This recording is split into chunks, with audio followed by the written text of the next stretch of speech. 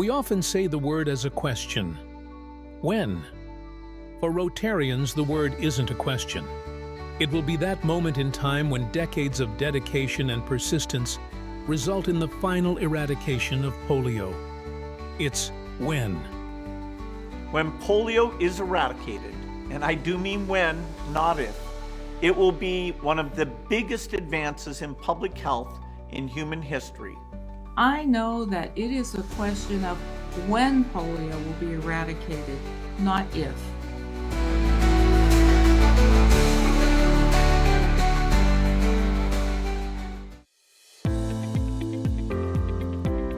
Welcome to Pittsburgh, the city where the polio vaccine was discovered, the city and the home of the University of Pittsburgh, and the home of Stephanie Urchick, the president of Rotary International. I'm Maureen Lichtveld, the Dean of the School of Public Health at the University of Pittsburgh and the proud holder of the Jonas Salk Chair in Population Health. We are so humbled by the generous gift from the Salk family, and as you can see, I'm standing in front of the old refrigerator that Jonas Salk used. Among the gifts is this iron lung, one of the few that are left in the United States. We are so proud to be able to share that with over 400 Rotarians that are in Pittsburgh to celebrate World Polio Day. We also welcome hundreds of you on live stream to be with us during these days. We welcome you and we hope to see you soon. Welcome to our World Polio Day global live stream hosted by CBS Pittsburgh's morning show anchor, Lindsay Ward.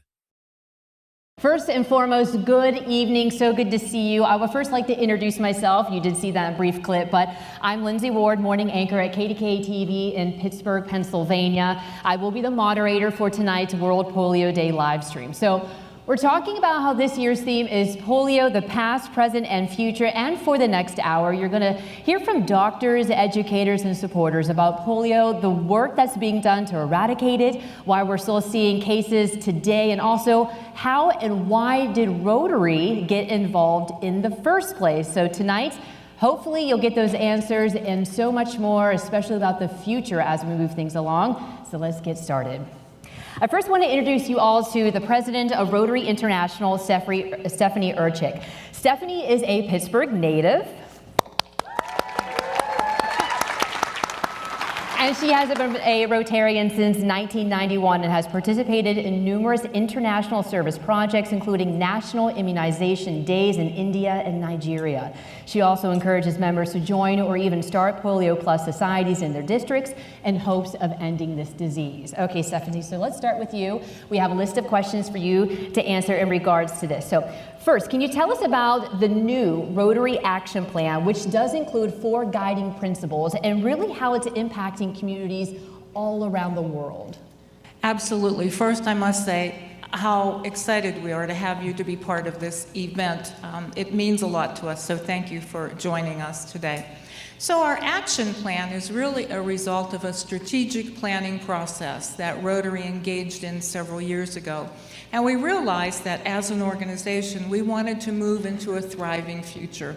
So the action plan was a result of research and surveying and asking the Rotary world, Rotarians and non-Rotarians, former Rotarians, what they thought were the things or the ideas, the suggestions that could move us in that direction. So our action plan has 4 priorities, and they talk about increasing our impact and expanding our reach and improving engagement and getting better with our ability to adapt. But I want to focus on the very first one, improving our impact, because that's where our polio program shines. Our polio eradication program, which began in the mid-1980s in earnest, really has been a program where we have been able to talk about the impact that eradicating this disease will have on the world. We've been able since the get-go to talk about the millions of children that won't get this crippling disease. We talk about the billions of US dollars that won't be spent on ancillary healthcare costs as a result of the disease, like post-polio syndrome and other things. It's those kind of impact statements that have energized Rotarians, that have attracted partners, and that have brought us to this point in time where we have made so much progress. Can you tell us, Stephanie, what Rotary is? Something that really caught my attention earlier, you were talking about how do we get young people to want to be engaged, to want to be interested and carry forth your mission? Certainly, Rotary is a membership organization that does service and promotes leadership. When it was originally founded in 1905, it was founded by 4 men, or a man and 3 others. And over the years, it continued to be a gender-specific organization. But in 1989, we opened up the organization to women. We also, in 2016, created new models of membership that became more attractive to other demographics. So we have e-clubs, and we have passport and corporate, and those are all different models that may be attractive to a new generation of Rotarians. Because the way that I do Rotary is my way. But it's not the same way that an 18 to 30-year-old would be interested in doing Rotary. So we address that. And that's become one of the ways that we attract young people. They want to serve, but they want to do it their way. And that's kind of cool, right? I mean, it allows people to really bridge the gap there, but also take it to the next level, right? And see what's ahead. All right, as president of Rotary International, what are you hoping for to change and improve as we move forward and more research and more work is being done? Well, my #1 priority is membership development. It is our #1 internal project. We want to have more people join the family of Rotary. So that's what I promote and what I talk about over and over and over again. Because as a membership organization does service, the more members we have, the more hands we have to do service. And you know, the world needs us more now than ever before, including in our efforts to eradicate polio. Is there anything that you would like to see change while you're in this position and to make something a little bit more stronger as we move ahead? Anything that you personally have a goal in mind? Membership development, membership membership? development, membership development.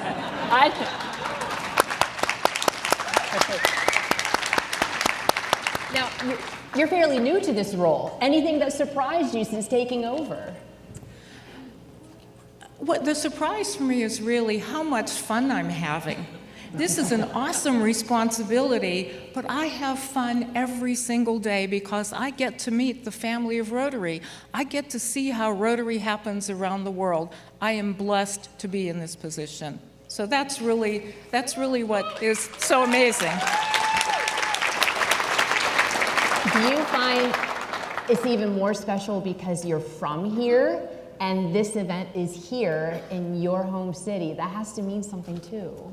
Well, I don't know if you know the history about this particular Rotary event, but when I was a Rotary International Director, we were planning to have an institute here in Pittsburgh. My co-director and I had talked about having an event, and then COVID hit. And so we were not able to have an in-person event. We had to go virtual. So being here live, because Director Patrick Eakes brought the Institute to Pittsburgh, it really is a thrill because it took 4 years to get here, but now we're here. It's fantastic.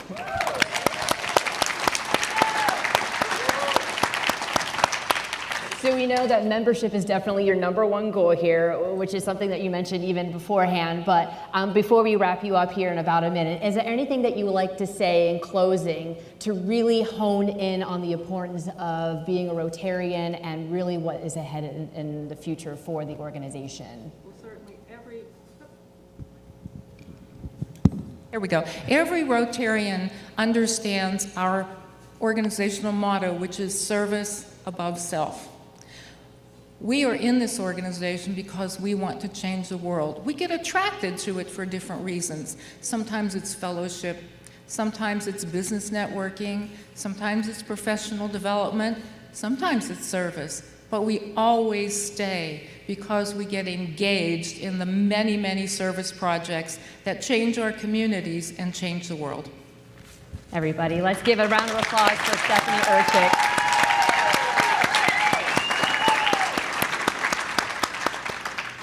It really is incredible, the work that you've been able to do, especially being here. And I know that you travel a lot around the world and you share your knowledge and your experiences and whatnot. And I'm sure being Rotarian has also changed your life personally in some way. Indeed. All right, we're going to move ahead with Peter Salk. All right. He's the next man in line here, in case if you didn't know. Before we get to the future of polio, which Stephanie and I were just discussing here, and the rest of you and everybody else listening in, we want to kind of back things up. I say that because we need to take a step into the past before we really take a step into the future with all of this, to really get a good idea of how this started, what people went through, and of course the vaccine itself. So Peter has been the president of the Jonas Salk Legacy Foundation since 2009. He's also a part-time professor in Pittsburgh's Department of Infectious Diseases and Microbiology. His work today also includes educating the public and of course, sharing his father's life and work and looking into ways to reduce the severity of public health issues. All right, everybody probably wants to know, Peter, how did your father come to work on a vaccine against polio all those years ago?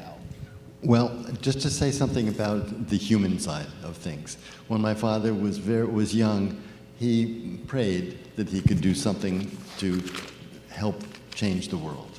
And he thought that he might go into politics and be elected to Congress and make laws that would improve things. But he was smitten by science when he stumbled upon it when he was in high school and college. And this drove him.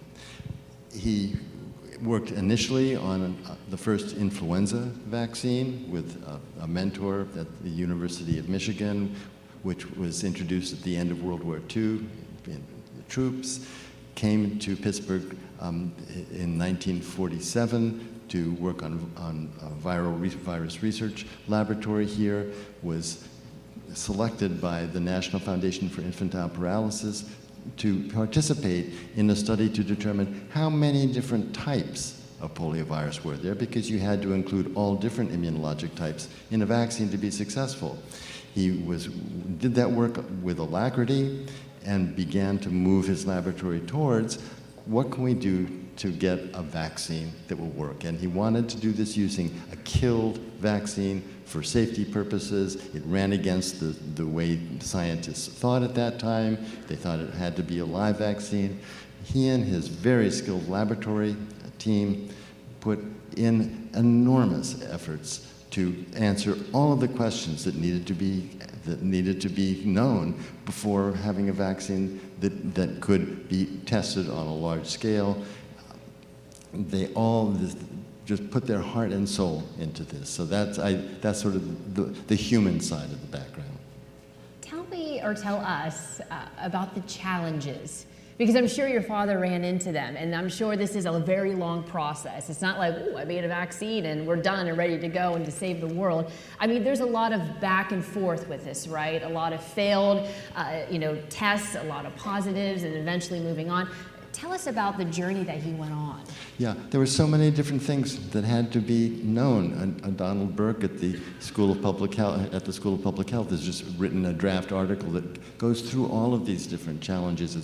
And it's really an interesting piece of work that he's done, selecting the cell lines, how the different virus strains, what ones do you use? Some were good, some were not good. What's the course of immunization? What kind of dosing? How do you inactivate the virus safely to be sure that it's all killed and won't end up causing polio? Question after question after question kept coming up, and all of these ended up being answered with the early studies that were done at the Watson home outside of Pittsburgh, the 7,500 plus children in elementary schools here in the Pittsburgh area as a next step, and then ultimately a 1.8 million child trial nationally. This was, yes, you're absolutely right. There were hurdles all along the way. And they all were overcome to be able to get this vaccine out and approved, which it was in 1955, sorry. Okay. That's okay. Clearly, oh, it's okay. Clearly, it was a challenge in itself to take on that, right? Even, especially at that time. Was there ever a moment, if you knew, where he was like, I just can't do this, or I just don't know if I can do this with this amount of setbacks? He did not think that way. He thought about overcoming obstacles as they appeared, and he would find ways around obstacles, but he just never let go. That also speaks to the kind of person he was, though, right? I'm sorry? The kind of person he was? It was just his personality to have a dream and get things done. It's incredible. Absolutely incredible. So after the vaccine success, which you pointed out, what was the next step for your father? I mean, that's a huge accomplishment on its own. You know, he could have been like, all right, I'm done, I'm good, but he did so much more. He did. For two years after the vaccine came out, he began thinking about a new institute for experimental medicine. He thought that might be here in Pittsburgh. It ended up being in La Jolla, California. He didn't want his name on it, but it's the Salk Institute for Biological Studies, doing extraordinary experimental work in fundamental biology, helping to provide the basis for new treatments and preventive steps, et cetera. But he himself was driven by the general problems that confronting humanity, and he was thinking about the problems that arise from man's relationship to man. And please forgive the male gender, was the parlance of the time, but it's relationships, the building bridges, et cetera, that we've heard about earlier today. And he wrote 4 books on this general topic: Man Unfolding, Survival of the Wisest, World Population and Human Values, A New Reality with my youngest brother, and Anatomy of Reality, Merging of Intuition and Reason. He was always thinking about humanity and its future, and I think this is very important.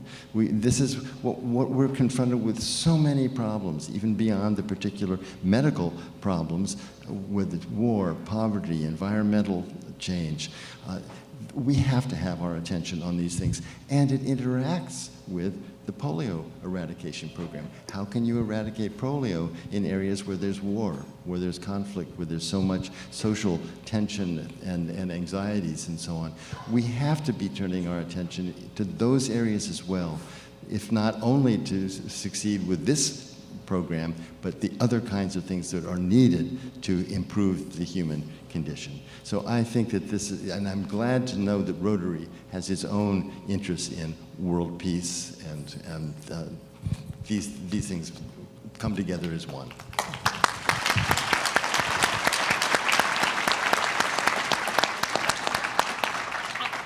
I have to ask, how did your father's work influence you and what you decided to dedicate your life to? I mean, obviously you share your father's story, but you yourself decided to enter science too. I have 2 younger brothers. All of us have interests very much outside of science, but somehow there was the wake behind the boat was a vacuum that drew us along. We couldn't escape that influence. And I have to say it's been a real pleasure and an honor to be moving along in that wake and to help to continue to educate the public about what he did, why he did it, and what are the implications for the future. So when I think about my father's legacy, it has to do not only with the past, but it has to do with what are we going to accomplish in this period ahead. And I want to add another footnote, which is that being here in this room with all of you, it's just so meaningful to me. Every time I get together with Rotarians, I'm just uplifted. The quality of humanity that you all radiate and the dedication that you put into, in all the different realms, helping the world become a better place. I just have to congratulate you and thank you.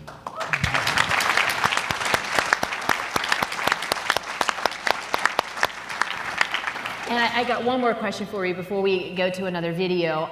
What are you hoping for in the future? I mean, are you hoping that somebody else will carry your father's story and then someone else and someone else? Is this going to be a family thing, or you just want it to be something, just anybody? Well, I'll tell you. There was the Jonas Salk Legacy Foundation, which was started as an independent entity. What I'm really hoping, frankly, is with the gift that was given by the family to the University of Pittsburgh, and you heard from Dean Lichtveld in the video, I'm really hoping that they'll become a closer relationship, and that we can come up with a program at the university that will help to perpetuate all of this and move it into the future, not just in the tiny details of medicine, but in the realm of public health and global health, in respect to all of the problems confronting humanity. That's what I'd like to see. Yeah, because the problems are certainly outside of Pittsburgh. All right, let's give another applause for Peter Salk, please.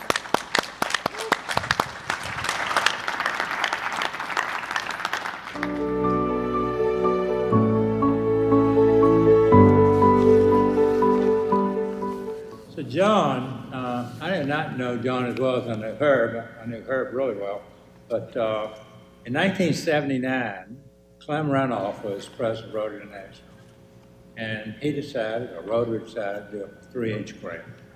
And they didn't know what they were going to do yet. This was the first global grant. That's where 3H is. And so he talked to John Sever, who was the DG around the DC area. And John worked with NIH. He was an epidemiologist, scientist, and he wanted his opinion. What should they do in the way of a huge grant like this? And John looked around a while and he said, you got to tackle polio. You got to eradicate polio from the world. And when I looked at that, I said, we wouldn't be doing this if it wasn't for John Sever. He recommended it, and Clem Renoff says, okay, that's what we're going to do. John stayed involved.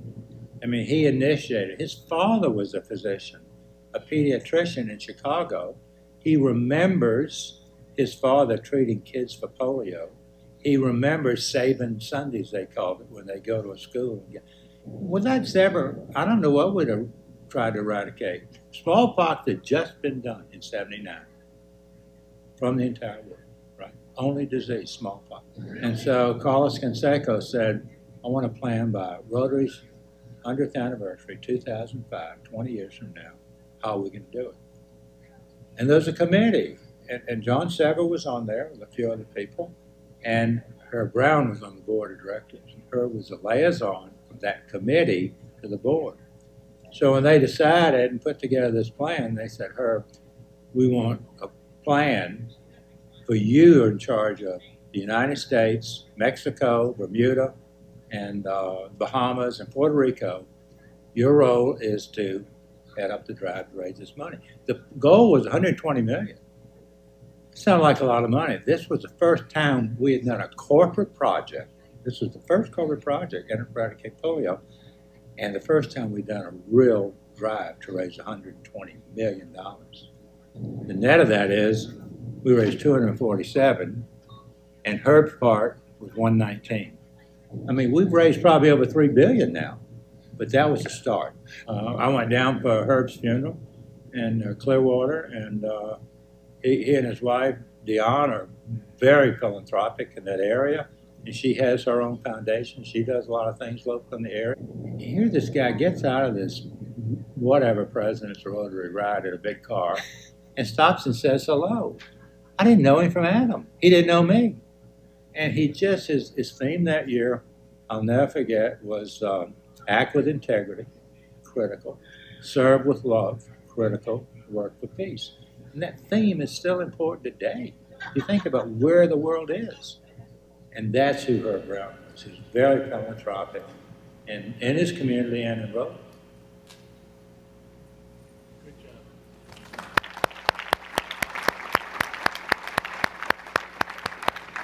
All right, we're going to move things along now, and we want to introduce you to the chair of the Rotary International Polio Plus Committee, Michael McGovern. Michael represents Rotary on the Polio Oversight Board, has served in many Rotary positions, including as a director and vice president of Rotary International, and as a trustee and vice chair of the Rotary Foundation. All right, Michael, so let's ask you this question. Why did Rotary get involved in polio eradication to begin with, and what progress has Rotary and its partners been able to make so far? Thank you, Lindsay. Good to be with you. And I want to thank Patrick for the emphasis on polio today. It's wonderful to see, and everyone's involvement, and everyone with their end polio now swag. It's wonderful. You know, Rotary became involved because it was obvious from the original work of those that designed the vaccines that it was possible to eradicate polio, and that every child, no matter where they lived in the world, ought to have an opportunity to receive the polio vaccine. There were places that kids were still getting polio when those same families had family members who lived in other countries who were not getting polio. They didn't like it. Chief among the places was the Philippines. The Philippines decided to ask Rotary for some money, something called a Health, Hunger, and Humanity Grant. $760,000 was the total amount that they asked for. And every child in the Philippines was immunized. 2 years later, there was no polio in the Philippines.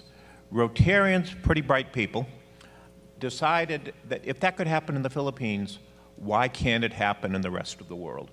I'm then reminded of the little engine that could. I think I can, I think I can. Rotarians took that attitude. Rotarians were vastly underestimated for their ability to get something done, for their talents, for their skills, their ability to raise money. As we know in the story of the little engine that could, eventually the one that was least regarded ended up was the one that got the toys to the other side of the mountain, accomplished the great goal that they wished to have happen. And you know, you look at all these literary references. Yogi Berra, it ain't over till it's over. So, yeah, Yogi Berra, Yankee, or whatever he was. You know, you look at Chicken Little. I do all the great literary references. Chicken Little. Remember Chicken Little running all over saying, the sky's falling, the sky's falling? Well, a lot of Rotarians are doing that today. The sky isn't falling. We have a few more, well, quite a few more wild polio virus cases, but we have far fewer of these polio variant cases. And by the end of this calendar year, we will actually have fewer polio cases than we had last year. If you ask Rotarians that, most of them don't understand that and don't know that. Yes, we have challenges. My other is not a literary reference, but there was a woman who once lived in my little community by the name of Betty Davis. And some of you remember the quote. A lot of people say it wrong. Basically, she said in the movie All About Eve, fasten your seatbelts. We got a bumpy road ahead tonight. She said tonight. Everyone says something different, but that's what she actually said. That's where we stand right now. We're in a little bit of a bumpy period. But just as the little engine that could, we are going to get this done, and we're going to get it done by continuing to focus on Pakistan, continuing to focus on Afghanistan, continuing to do the things that we've done so successfully as Rotarians, but also having new innovation, new approaches to get this done. I remain as confident as ever we're going to get this done, but I got to quote one literary reference that is a little more elevated, Charles Dickens. It was the best of times, it was the worst of times, it was a time of hope, and it was a time of despair. Rotarians are never ending with their optimism, with their hope, and I think if we continue the passion, we continue the patience, we continue with the funding, we are going to get this done. If we can do it in 99.9% of the places, yeah, we got a few problems in these other areas. I'm optimistic, I'm positive, I hope you are too, and we will get this done.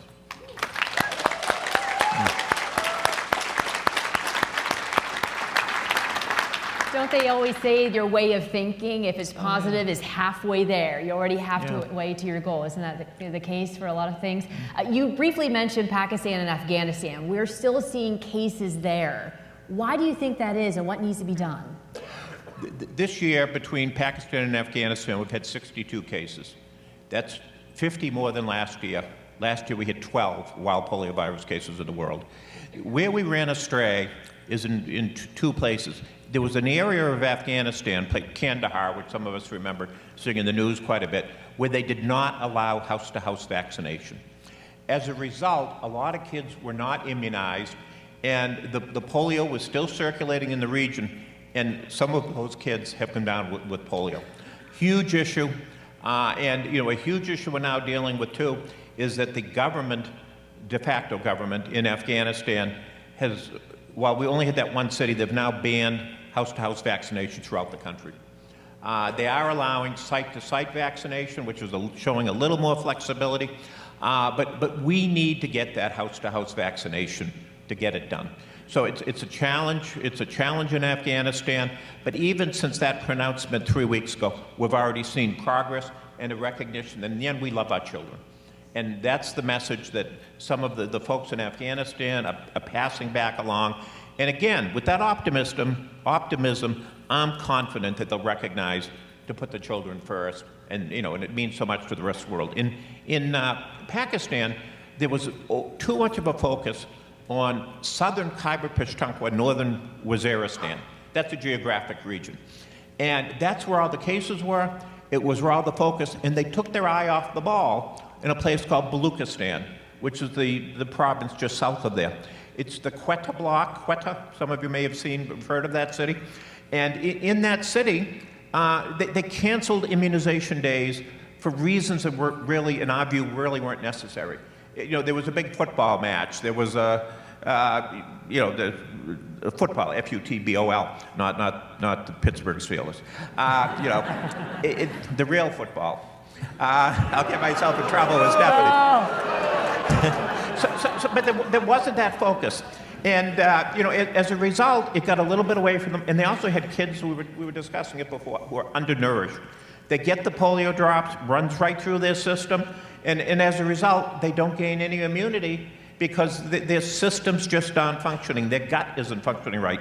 So, that's why the case, fortunately, part of Rotary's funding, that this area here is one of the most generous parts of the world that give, fortunately because of this area, just last month we were able to immunize 45 million children in Pakistan.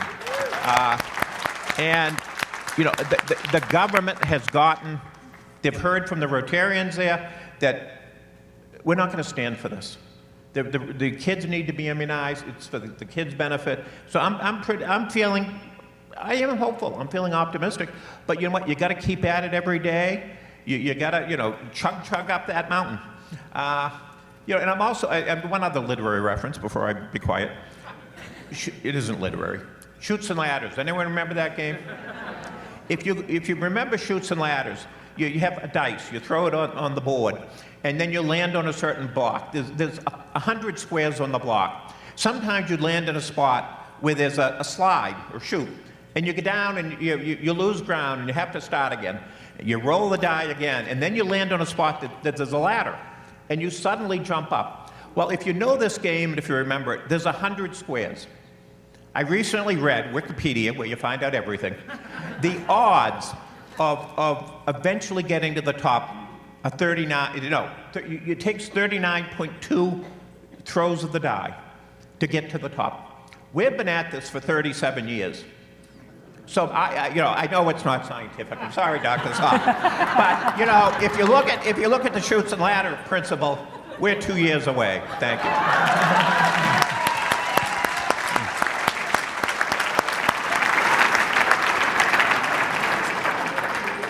So, Michael, I certainly have to point out the passion that you have, which is everyone can feel it in this room alone, right? And certainly through the live stream. It's incredible, and obviously how much you care and you want to make a difference.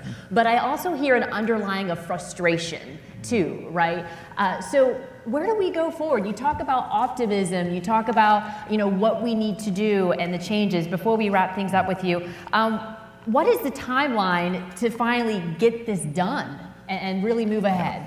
The goal remains that we'll have no wild polio viruses cases by the end of next year. But in order to reach that, obviously we need the continuing financial support. And we have some challenges internationally in that area, not with Rotary, but with some of the governments around the world. The other thing we need to do is have a more integrated program. We've sort of been what they call a silo program. We're only dealing with polio. We need to actually do more of the Polio Plus that we talk about. It's all about knocking on doors and the house to house in many of these places. The mothers in particular, the fathers as well, but it's mainly the mothers, are looking for the polio drops. They're looking for us for the other routine immunization. They're looking for malaria bed nets. They're looking for other things. Why are you doing this? We don't have clean water. And increasingly, we need to look at other things we can be doing to help. And it's the integration we were discussing beforehand. It's eventually we're going to move solely to the IPV, the injectable, the inactivated polio vaccine. And eventually that's going to come in so that we stop these polio variant cases. So it's all of that working together.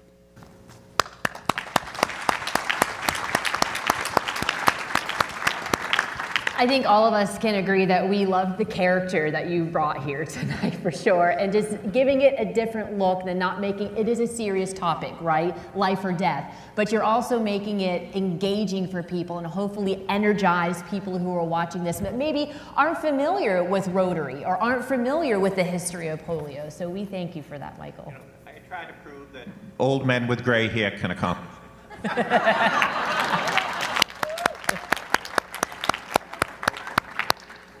All right, we appreciate that. We're going to get to another video here in just a moment. Again, let's do another round of applause for Michael because he's been quite entertaining but informational as well.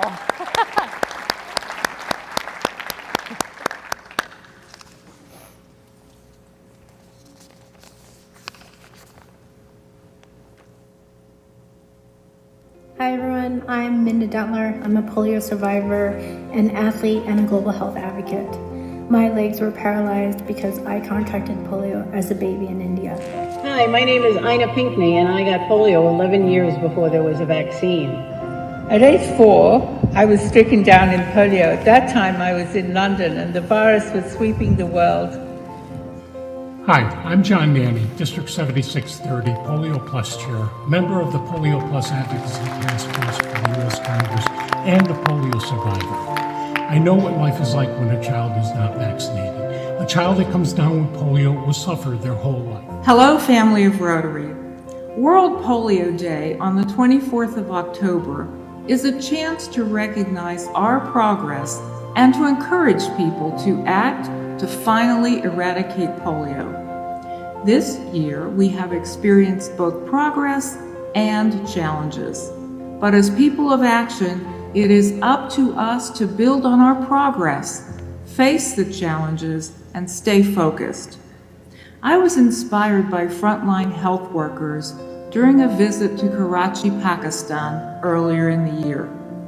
Men work diligently to immunize thousands of children every day at traffic checkpoints, while women go house to house to reach families directly. Some health workers literally climb mountains to vaccinate children in remote locations, and their determination never wavers. After witnessing the dedication of Karachi's health workers firsthand, I know that it is a question of when polio will be eradicated, not if. As long as we continue supporting health workers, advocating for polio eradication, and raising awareness and funds to reach every child with the vaccine, there is nothing we can't achieve together. Our mission to rid the world of polio is the greatest example of our action plan at work.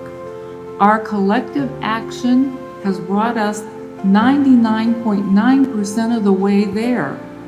But we can't end the threat of polio without your help. On this World Polio Day, please donate to the End Polio Now campaign and help us meet our target of $50 million to earn the full 2-to-1 match from the Gates Foundation. Together, we will fulfill our promise to the children of the world and their families and light the way toward a brighter future. Together, we will end polio.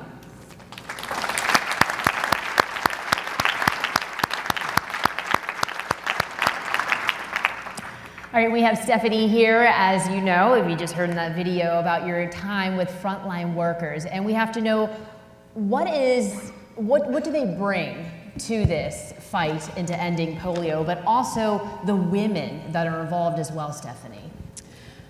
They bring the determination, and they're doing our work. They're doing the work of polio eradication. When I met with the women in Pakistan, we were primarily there to say thank you to them, because we wanted them to know that all of us have their backs, that we appreciate the work that they're doing. And so we had a celebration, we took photos, we gave them certificates, and although most of them could not speak English, I could tell by their eyes and by the translators telling us that they were saying, thank you. We appreciate knowing that the Rotary world is behind us.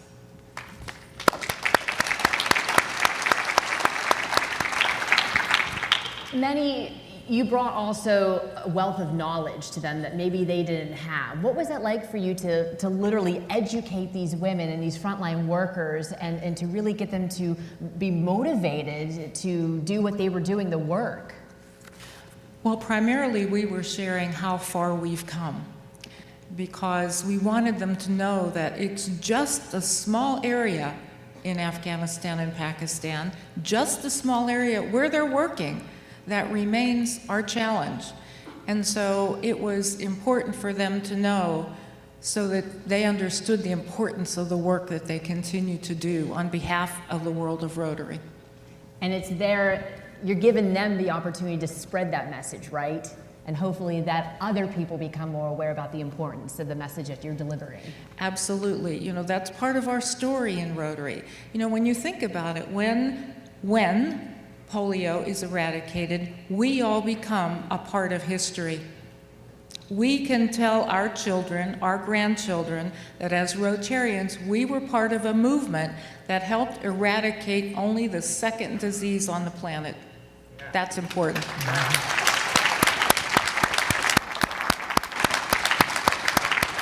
Not many people can say that.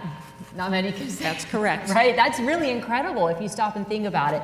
You know, as we move forward with these frontline workers, what do you want people to know about the importance that they're making specifically to this cause? That we have to continue to be vigilant with our advocacy, with our financial support, so that they have the resources and the tools to continue to do what they do. And that's what we do best. We raise money, we advocate for polio eradication, we mobilize in places around the world where we need to get in quickly and get the job done. So that's our mission, to continue to do those things. It's a mission that will continue for a long time, because there's always more, right? There's always more to learn, more people who need to understand the importance of this, because a lot of people may not be aware this is a life or death situation, and it's still happening today. Till it's done. Till Right. It's done. Exactly. So as we think about like the future and what people want to know about being a frontline worker, or even about women, you talked about how they couldn't quite probably understand you, or you maybe understand them, but there was a common language there, right? What was that common language that you really took with you when you came back? Well, for me, it's psychic income. Looking into the eyes of those women told me everything I needed to know, and it made me feel good right here. It's that salary that we all get in Rotary, psychic income. And I also had a chance to see the male frontline workers. They were going to the transit stops, and I remember going onto a bus with them, and there was a man with a child in his arms. And I'll never forget, I gave that baby the drops, and I looked at him, and again, I don't speak Pashto, he doesn't speak English, but looking at him, I knew he was saying, thank you for saving my baby.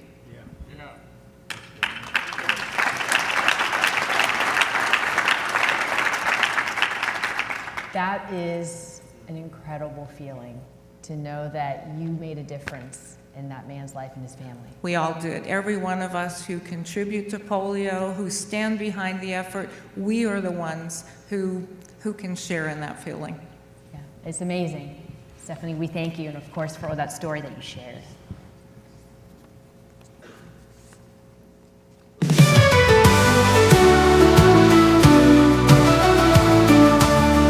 Raindrops change the world one by one, solving problems under the sun. Hands together we stand tall, Rotarians break down every wall. From cities bright to quiet towns, service light never drowns. Champions with hearts aglow, and polio now is the goal we know. Let's roll up our sleeves, with every drop we believe. No more pain, no more tears, and polio now cheers.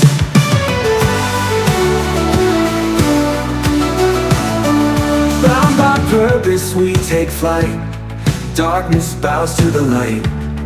One mission, voices sound, spread hope, spread it around. In each child smile we see the promise of a brighter legacy. Together we write history, one more battle, one endlessly. Heroes wear no cape, no crown, never letting each other down. Hands unite with a vow, and polio now.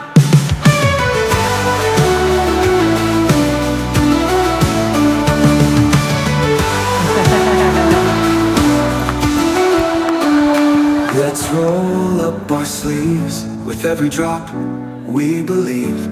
No more pain, no more tears, and polio now cheers. Let's roll up our sleeves, with every drop we believe. No more pain, no more tears, and polio now cheers. Let's roll up our purpose, we take polio now, we believe. Bound by purpose we take flight, darkness bows to the light. One mission, voices sound, spread hope, spread it around. In each child's smile we see the promise of a brighter legacy. Together we write history, one more battle, one endlessly.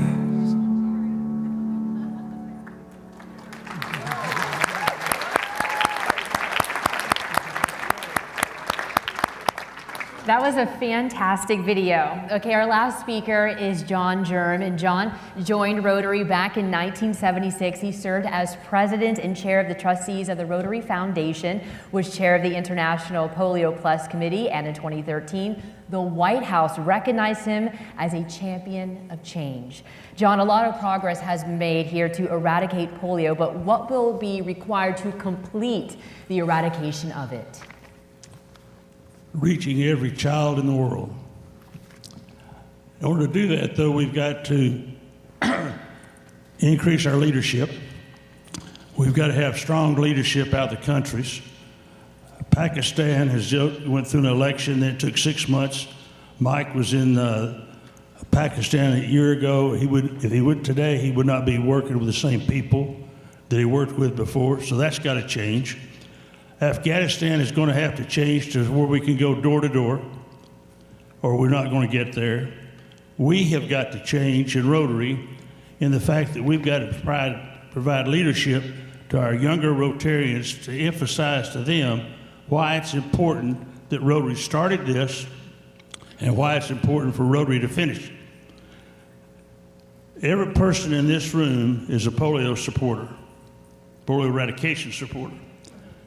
We've got to convince all of those back in our clubs to do the same thing. Complacency is not going to get this job done. It's going to take leadership, it's going to take integrity in order to get it done.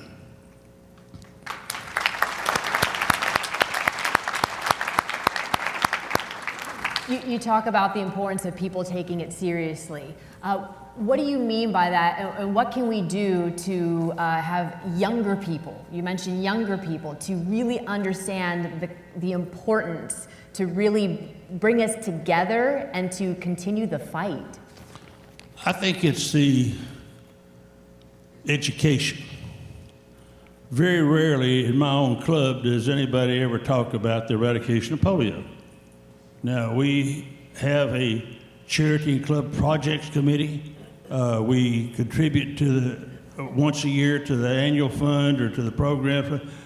Most clubs have a time of the year that they raise funds. But I don't think we have a time of the year that we educate. Why do we need this money? Why do we need to have clean water? Why do we have to have proper sanitation? Those affect the eradication of polio. I can remember the time when my family would not let me go out and play at the park because of the fear of polio. 1957, the number 2 problem in the United States, fear, was polio. Number 1 was nuclear war. We are not educating people anymore about the relevance of Rotary and polio. So what can we do? I know it's a very simple, basic question, right? But what can individuals do, especially for younger families? One thing is you can contribute funds. The budget this next year is going to be about $1 billion. Rotary, along with the Gates Foundation, will give $150 million. So Rotary is an important part of funding these programs. We've got to advocate with the governments of the world. Germany is a strong supporter. Canada is a good supporter. All these different countries, but a lot of these countries are cutting back on what they're giving to help eradicate polio. We're not going to reach these children in the world if we don't have the funds to do it. We now have a NOPV2, which helps get rid of what I used to call vaccine-derived viruses. They're now calling variant. I'm not sure why that changed, but that's WHO and UNICEF that said they do that, so that's why it got done. But we've got to, that vaccine was basically funded by the Gates Foundation. So they not only match what we give, 2-to-1 match, they do a lot of other things to do that. The NOPV2 has been very successful because it allows that vaccine not to discrete out as quickly as it had been done. So we can help educate our members as to why we could continue to do this. Another thing I think we're going to have to understand is that, and Dr. Jonas Salk made the comment one time, that we're not going to eradicate polio without his vaccine. Well, that's true. But we couldn't eradicate polio without the Sabin vaccine either, because that gave us the individuals that could go out and to place the drops in the mouth. You didn't have to have a nurse or somebody that was qualified for injectable vaccine. So we've got to get that worked out to where people believe that we can and will eradicate polio. So that's something. We got to continue to raise money. We got to continue to raise awareness. We got to continue to go out and advocate with the U.S. government, the Canadian government, like they just recently did, $100 million. Germany just recently contributed funds over a period of time. We got to have patience. I have very little patience. That's what my wife will tell you every time. But we've got to have patience because we're not going to reach all those children tomorrow. It's going to take some time. Polio is a vicious virus. And it's a fighting virus. Every time we think we've made progress, we have to take a step back. Every time we think we've done something good, something else happens. Look what happened in Gaza. Who could have ever predicted that situation? But yet, because of the organization, working with our partners, WHO, UNICEF, Gates, Gavi, all these other partners we have, they've been able now to do 2 rounds of vaccinations within Gaza. They used $560,000 of Rotary money to help buy a vaccine in order to reach those children. We got 1 more round to do. Those are unpredictable things. We can't predict all of those things. But I'll guarantee you, if we don't continue on, we're not going to get there. And it's patience, tolerance, and and perseverance that's going to get us there.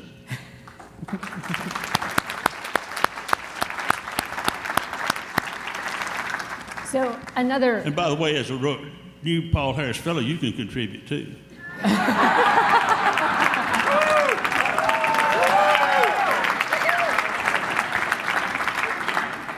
Something that got my attention I want to bring up is the fact that you mentioned that a lot of these countries are cutting back on the funding. I heard you say funding at least 4 or 5 times in what you're explaining, the need for the money.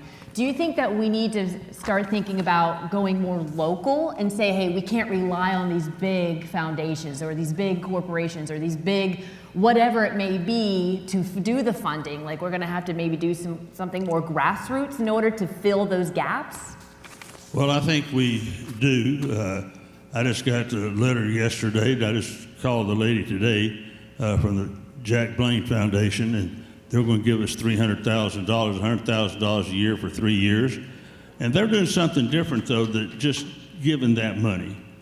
They are really supportive of what work we're doing, but they're also challenging the Rotarians within that particular district. If they give $500, they'll match it with $500. So I think matching programs are going to be more important than they have been in the past. That takes education as to why you should do it. It's not just a one day out of the year situation.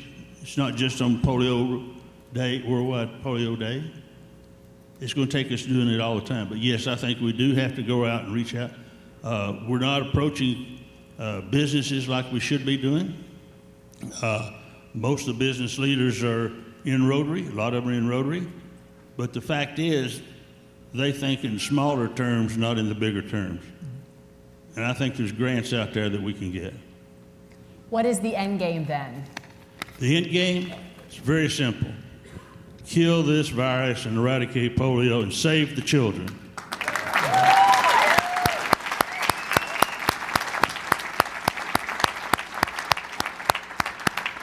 And I have to ask, what was it like to be recognized by the White House? How many people can say that they've been recognized by the White House? I have to throw that out there, John. I just do. John Sever was there at the same time I was. I felt very honored that to do. It's a great honor, but you accept it on behalf of a lot of people that did a lot of work. And it was a humbling experience.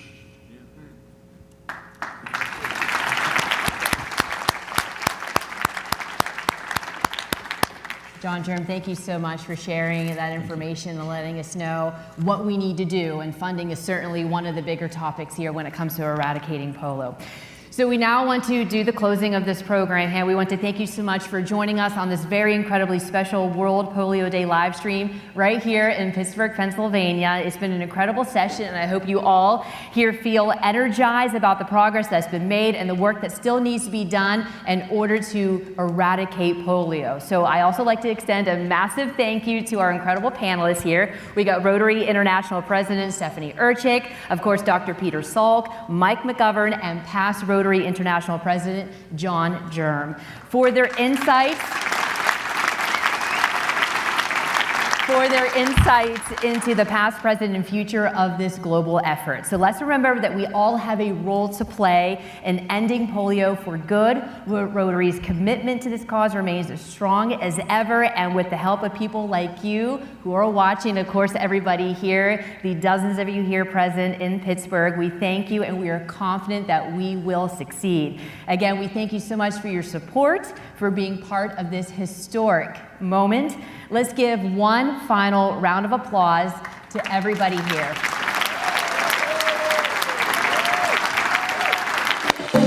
Right now, at this very moment, there's a movement happening. See, Rotary sparked an idea that was once unthinkable, ridding the world of a horrible disease, polio. A global community of scientists, advocates, governments, and health workers, people all doing their part to beat the unbeatable, track the untraceable, reach the unreachable. And it's all happening right now, people. This part of history belongs to everybody, so tell everybody, near, far, young, and old, that it will take everybody. Because legacies aren't forged overnight. Making history isn't instant. In the decades since Rotary and its partners started this journey, billions of children have been protected from polio. But we still have work to do, and this part's on us. All of us. Part-time, full-time, full stop. Right now, no breaks, no indifference. You and me. Because polio isn't unstoppable. We are. Together, we end polio.